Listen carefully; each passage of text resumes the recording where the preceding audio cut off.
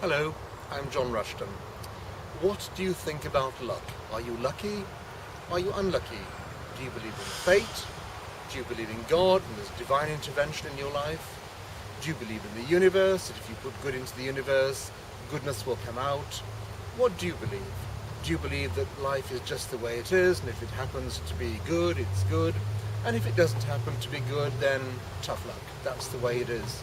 You've got to make the best of it. Very, very philosophical about the whole thing. But the reality of everything is actually down to you. Whether you believe in God, the conduit to God is you. Nobody else, nothing else. It's no priest, no cleric, nothing at all. It's you. If you want to control things in your life, it's down to you. If you don't leave your front doorstep, nothing will ever happen except you'll grow old. Whatever you do in life, you must make a move. It doesn't matter whether it's the wrong move, but making a move is part and parcel of going forward. Because if you learn a lot of negativity, that things don't happen this way, this way, this way, this way, and so on, then all of a sudden you will realize that there is another way of doing it, another way which is correct. All the great scientists in the world have failed hundreds of times, some even thousands of times. A lot of scientists actually fail every day of their lives in trying to make drugs to cure cancer, AIDS, whatever. But one day they do come up with it because it's perseverance. So a lot of it is also down to your attitude. If your attitude stinks, then so do you. It's as simple as that. There's no magical formula, there's no great words of wisdom or books on the subject. It is all down to you. At the end of the day, you wake up in the morning, you have got to get dressed and you have got to go out in the world and make your fortune or do whatever you have to do. It matters not. Whatever is expedient and good for you, you have to do. Nobody else can do it for you. No matter what help you get, no matter what bits and pieces of information come your way which give you a knowledge of something to do, you have actually got to walk the walk and talk the talk. Because if you don't or you can't, then you ought to look somewhere else for something else to happen in your life. There are a lot of things which you need to do, and sometimes success, whatever success is, and success isn't what the media portray, having millions of pounds and cars and yachts. That's fine if you want it and if you can get it, but for most people it's actually achieving something, and achieving something within yourself, something which you can be proud of, something which actually means something to you, and something which has taken something about yourself, not somebody else doing something for you or winning the lottery. Okay, that's fine if it does happen, but most people who win the lottery are not capable of handling money, and within 5 years they've gone bust or they're in a worse situation than they were before. So you've really got to be subjective about the whole thing. You've got to engage your brain and your mouth at the same time and think, what is in it for me? And this is not a selfish or self-centered thing to do. This is about yourself. What is in it for me? What am I hoping to achieve? Am I going through life purely wishing and hoping and wondering when it's going to happen, wondering when this is going to work out, wondering if that will turn into this, wondering if the circumstances will change?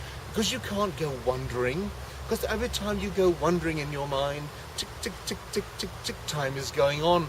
Nothing's happened. Nothing is going to happen either, except again, you're going to get old. You're going to get older and older and older. And if you don't have that invigorating feeling within you as to what you're going to do in life, luck won't have any part of it at all. It will not supply you with any goodness. It will not be wholesome. It will not be full of goodness, which is what you can take from the environment. You're just going to be treading water. You're going to get jaundiced. You're going to get sterile views. You're going to be narrow-minded. In fact, you could turn out to be a priest or something who has actually learned stuff from the past and just spews it all out but contributes nothing to society. So you've really got to actually have something within you. And if you feel that a certain level in your life, that's it, I don't want any more, because any more than that I get too stressed out, I can't cope, that's fine. That is success. You've actually realized your point of level. And that's absolutely the equilibrium. That is absolutely perfect. But for most people, there's nothing wrong with aspiring, there's nothing wanting to go further, to get this, that's fine, that's part of life, that's part of human nature. In fact, that is part of why people do succeed and actually give benefit to the life, the drugs to make people better and stuff like that, innovation, inventions, modern technology. it's all down to you. It's all down to the individual. It's not down to your religion. It's not down to God. It's not down to the chap next door. It's not down to winning the lottery. It's down to you, because you are the conduit to life. You are the one that's, your heart's ticking, your brain's functioning, hopefully. You are the one who's actually talking the talk. You're the one who's going to walk the walk and say, I'm going to do this, come hell or high water. I'm not going to be put off by circumstances.